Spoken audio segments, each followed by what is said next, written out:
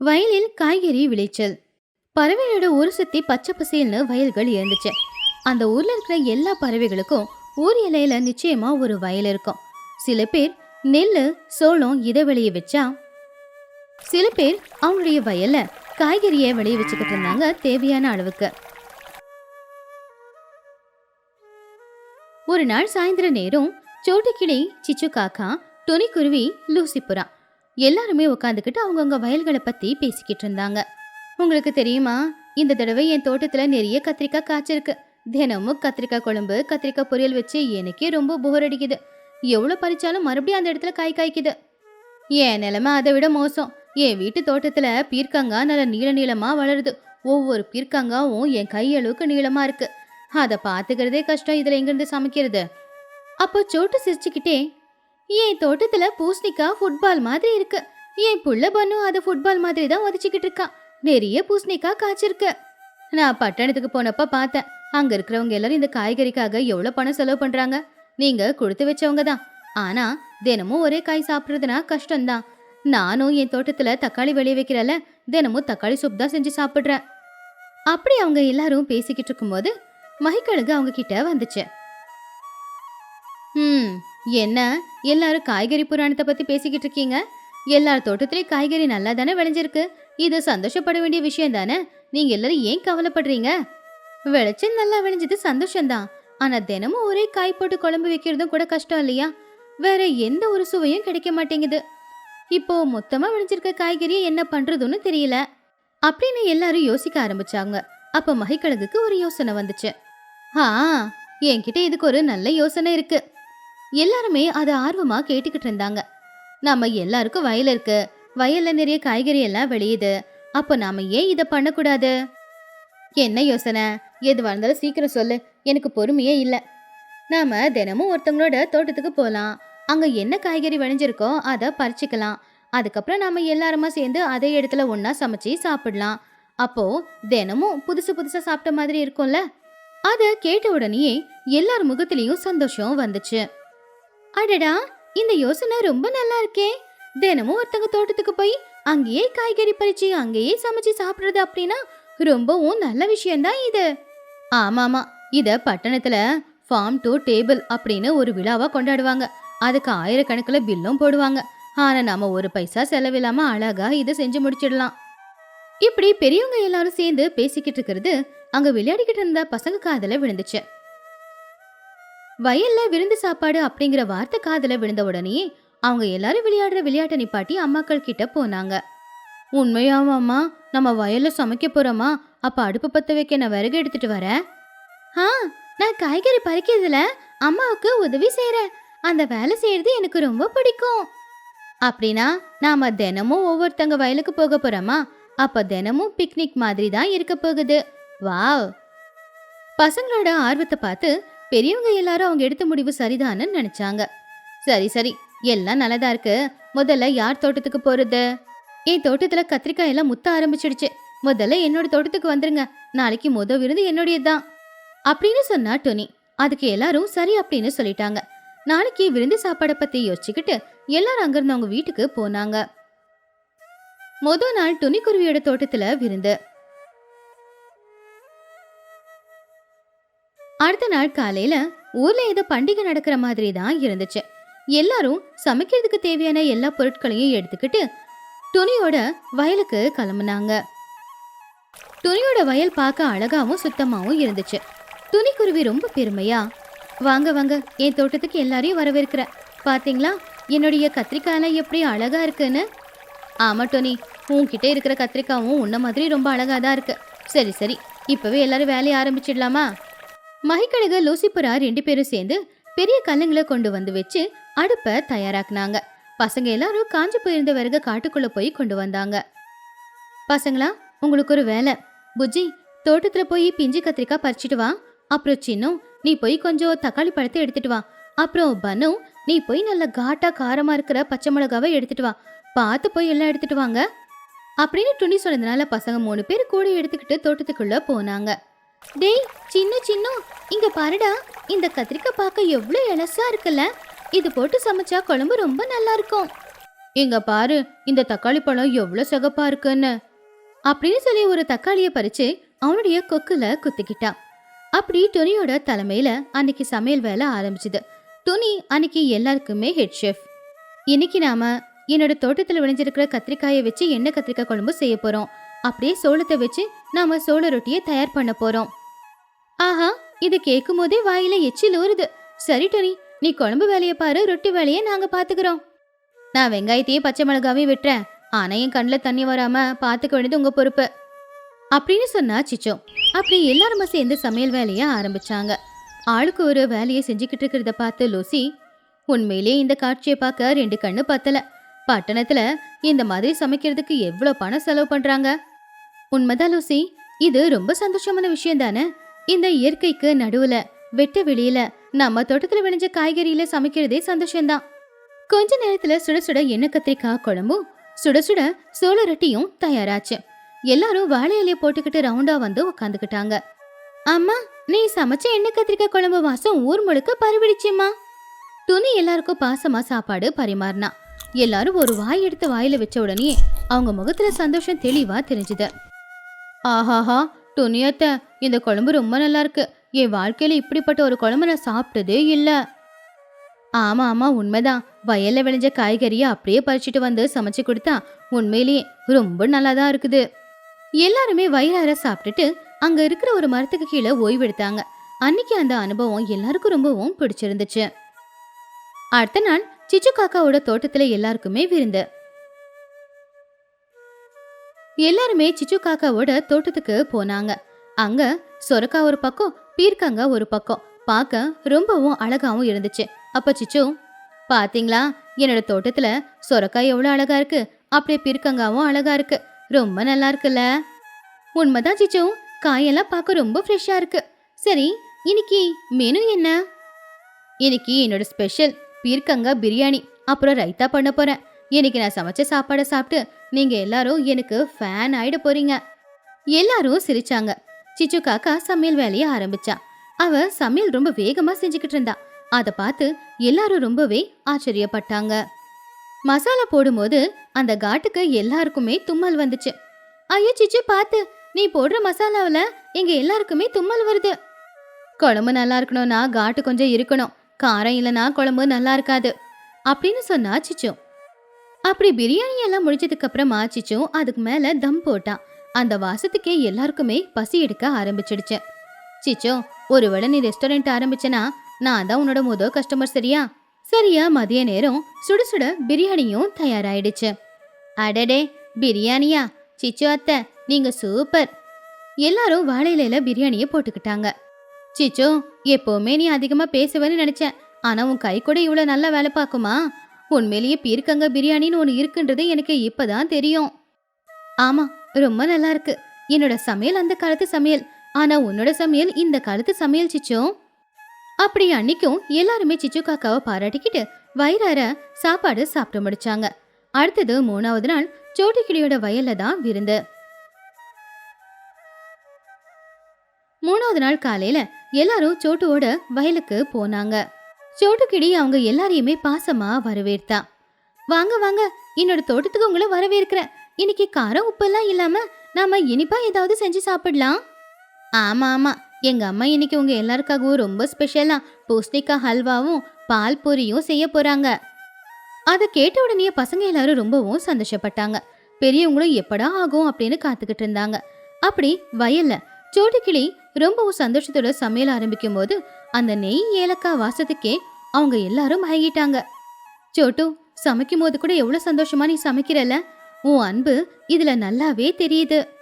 அது கேட்டு சோட்டு சந்தோஷமா, ஆமா டோனி, எல்லாரும் இப்படி ஒன்னா சேர்ந்து சாப்பிட போறோமே, இதை விட சந்தோஷம் வேற என்ன இருக்க போகுது சொல்லு. கொஞ்ச நேரத்துல சுட சுட பூசணிக்காய் ஹல்வாவும் பால் பொரியும் தயாராயிடுச்சு. அருமையா இருக்கு. பட்டணத்துல கூட இவ்வளவு நல்ல ஒரு இனிப்பை நான் சாப்பிட்டதே கிடையாது, தெரியுமா சோட்டோ? ஆமா ஆமா, உண்மையிலே நீ செஞ்ச பால் பொரியும் இந்த ஹல்வாவும் ரொம்ப நல்லா இருக்கு. அப்படி எல்லாருமே சந்தோஷமா அந்த ஹல்வாவை சாப்பிட்டு பார்த்துட்டு சோட்டுக்கிளிய மனசார பாராட்டினாங்க. அப்படி அந்த பறவைகளோட ஊர்ல ஒவ்வொரு நாள் ஒவ்வொரு பறவையோட வயலுக்கு போறது, அங்க விளைஞ்சிருக்கிறத வச்சு சமையல் செய்யறது, எல்லாரும் ஒன்னா உட்காந்து சாப்பிடுறது, இது பறவைங்களுக்கு ரொம்ப பிடிச்ச விஷயமா மாறுச்சு. இப்படி ஒவ்வொருத்தங்க வயலுக்கு போய் சாப்பிடும்போது சுவையான சாப்பாடு மட்டும் கிடைக்கிறது இல்ல, அவங்க வயல்ல என்ன இருக்கு, எப்படி இருக்கு, இது எல்லாத்தையுமே எல்லாரும் தெரிஞ்சுக்கிட்டாங்க. இன்னொன்னு, அவங்களுக்கு நடுவுல உறவும் நல்லா பலமாச்சு. ஒரு நாள் சாயந்தர நேரம் எல்லாரும் மறுபடியும் ஆலமரத்துக்கு கீழே வந்து நின்னாங்க. நாம இந்த விருந்துக்கு ஏற்பாடு பண்ணி ரொம்ப நல்ல வேலை பண்ணிருக்கோம் இல்லையா? இது பண்ணதுனால தினமும் ஒரே சாப்பாடு சாப்பிட வேண்டிய அவசியம் இல்ல. அது மட்டும் இல்லாம எல்லார் வயலுக்கு போய் எல்லாரும் ஒன்னாவே இருக்கோம். உண்மைதான். இப்படி தினமும் வீட்டுல சமைச்சு நாமளே சாப்பிடறதுக்கு பதிலா எல்லாரும் ஒன்னா சேர்ந்து சாப்பிடும்போது கிடைக்கிற சந்தோஷமே தனிதான். அதுவும் இயற்கையா வயலுக்கு நடுவுல சமைக்கிறதுலாம் புது அனுபவம் தான். இந்த விஷயம் நமக்குள்ள இருக்கிற உறவை பலமாக்குச்சு. உண்மையிலேயே நம்ம கிராமத்துல நம்ம செய்யற இந்த வேலை ரொம்ப நல்ல வேலை தான்.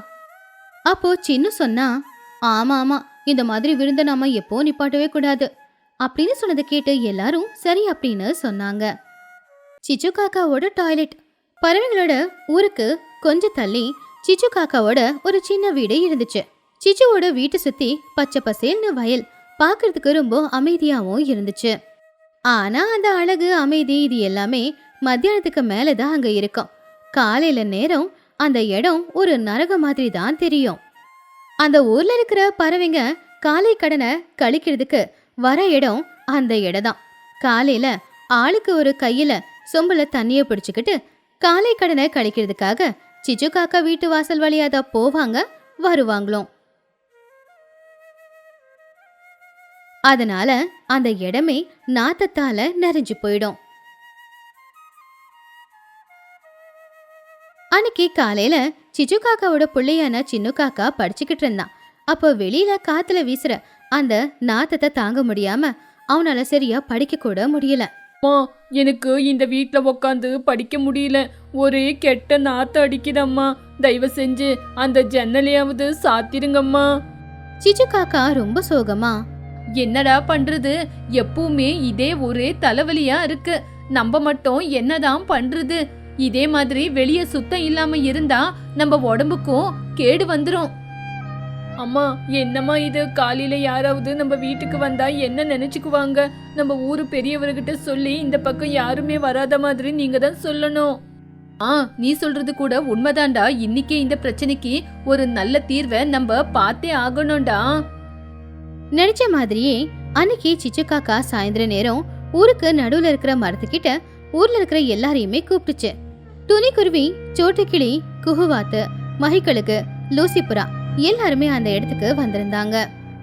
உங்க எல்லாருக்கும் வணக்கம். உங்களை இங்க வர சொல்லி உங்க நேரத்தை வீணாக்குனதுக்கு முதல்ல நீங்க எல்லாரும் என்ன மன்னிக்கணும். ஐயோ, அந்த மாதிரி எல்லாம் ஒண்ணு இல்ல சிச்சு, இவ்வளவு அவசரமா நீ வர சொல்லிருக்கேன்னா ஏதாவது முக்கியமான வேலையா தான் இருக்கும் சொல்லு சிச்சு. இங்க எல்லாருமே காலையில எந்திரிச்சு என் வீட்டு பின்பக்கத்துக்கு வரீங்கல்ல? ஆமா வரோம், வேற எங்க போறது, வேற உங்க வீட்டுக்கா வரோம்? இல்ல அந்த இடத்துக்கு தானே வரும், அது இந்த ஊரோட இடம். ஐயோ சிச்சு, அப்படியெல்லாம் பேசாத, நான் அப்படி சொல்ல வரல. நீங்க எல்லாருமே அந்த இடத்துக்கு வந்து போறதுனால ரொம்ப நாத்தடிக்குது, அதனால குழந்தைங்களுக்கு முடியாம போகுது. என் வீட்லயும் குழந்தைங்க இருக்காங்கல்ல, அதனால நாளைக்குல இருந்து நீங்க யாருமே அந்த இடத்துக்கு வராம வேற இடத்துக்கு போங்க. நீ சொல்ல வர்றது உன்னோட பிரச்சனை எல்லாமே எங்களுக்கு புரியுது, ஆனா என்ன பண்றது, ஊருக்கு நடுவுல இருக்கிற காடுனா இது மட்டும்தான், இந்த பக்கம் வராம வேற இடத்துக்கு மறைவா இருக்கிற இடம் எங்கேயுமே இல்லையே. சிச்சு, நீ சொல்றது என்னவோ சரிதான், ஆனா என் தாத்தா முப்பாட்டம் காலத்துல இருந்து இந்த வேலைக்கு உபயோகப்படுத்துறது அந்த காடத்தானே. இப்ப திடீர்னு போங்க அப்படின்னு சொன்னா வேற எங்க போறது? ஆமா சிச்சு, நீ சொல்றது என்னவோ உண்மைதான். நாங்க அவ்வளோ தூரத்துல இருந்து காலையில நடந்து வந்து இந்த இடத்துல தான் போறோம். இது நீ புதுசா இடம் பாத்துக்க அப்படின்னு சொன்ன இந்த இடத்த விட்டு புது இடத்த எங்க தேடி போறது? சிச்சு, எங்களை இந்த இடத்துக்கு வர வேண்டான்னு நீ சொல்றல, ஆனா இந்த இடத்த விட்டு வேற இடம் தேடிக்கிறதுக்கு எங்களால முடியல. அதனால நீயே எங்கேயாவது தேடிக்கிட்டு போலாம்ல. ஆமா, எதுக்காக எங்க கிட்ட பிரச்சனை பண்றது? நாங்க இந்த இடத்த விட்டு காலி பண்ண முடியாது. நீ வேணா இங்க இருக்க முடியல அப்படின்னா இந்த இடத்த காலி பண்ணிட்டு வேற இடத்துக்கு போயிடு அப்படின்னு ரொம்ப கடுமையா சொல்லுச்சு. அதை கேட்டு சிச்சு காக்காவுக்கு மனசுக்கு ரொம்ப கஷ்டமாச்சு. எல்லாரும் அவளுடைய கஷ்டத்தை புரிஞ்சுப்பாங்க அப்படின்னு எல்லார்கிட்டயும் பேச வந்தா. ஆனா யாருமே அவ கஷ்டத்தை புரிஞ்சுக்கவே இல்ல. அதனால அவ ரொம்பவும் வருத்தப்பட்டா. பாருங்க, நான் எனக்கு மட்டும் பேசிக்கிட்டு இல்ல, ஊருக்குள்ள இருக்கிற எல்லா ஜனங்களோட உடம்பு நல்லா இருக்கணும்னு தான் பேசுறேன். அங்கங்க இந்த மாதிரி டாய்லெட் போறனால எல்லாருக்குமே உடம்புக்கு முடியாம போகுது. போதும் சிச்சு, சும்மா எங்களுக்கு சொல்ல வராத. நாங்க இந்த இடத்துக்கு தான் போவோம். உனக்கு முடியாதுன்னு நாங்க இங்க வராம இருந்தா எப்படி? எப்பவுமே இங்க தான் போறோம். யாரோட உடம்புக்கும் எந்த பிரச்சனையும் இல்ல. நாளைக்கு காலையில கூட இந்த இடத்துக்கு தான் வருவோம் அப்படின்னு சொல்லி மகிக்கழுகு அங்கிருந்து போயிடுச்சு. அதுக்கப்புறமா ஒவ்வொருத்தங்களா அங்கிருந்து கிளம்பி அவங்கவுங்க வீட்டுக்கு போயிட்டாங்க. சிச்சு காக்கா நினைச்சது நடக்கலையே அப்படிங்கிற சோகமா வீட்டுக்கு திரும்ப வந்துகிட்டு இருந்துச்சு. அப்போ சின்ன காக்கா அம்மா ஏதாவது நல்ல முடிவோடு தான் வந்திருப்பாங்க அப்படின்னு காத்துக்கிட்டு இருந்தான். என்னமா ஆச்சு? யாரும் உன் பேச்ச கேக்கலையா? சிச்சு காக்கா சோகமா, ஆமாம்பா, நம்ம பிரச்சனை யாருக்குமே புரியல. ஏதாவது சொல்ல போனா நம்மளைய வீடு காலி பண்ணிட்டு போங்க அப்படின்னு சொல்றாங்க. அம்மா, நீங்க கவலைப்படாதீங்க. அவங்க ஏதோ சொல்றாங்கன்னு நம்ம அழுந்துகிட்டு இருந்தா அதே இதுக்கு தீர்வாகாது. இதுக்கு ஏதாவது ஒரு புது தீர்வை கண்டுபிடிச்சாகணும். இதுக்கு என்னடா பண்றது? எதுவுமே நம்ம கையில இல்லடா.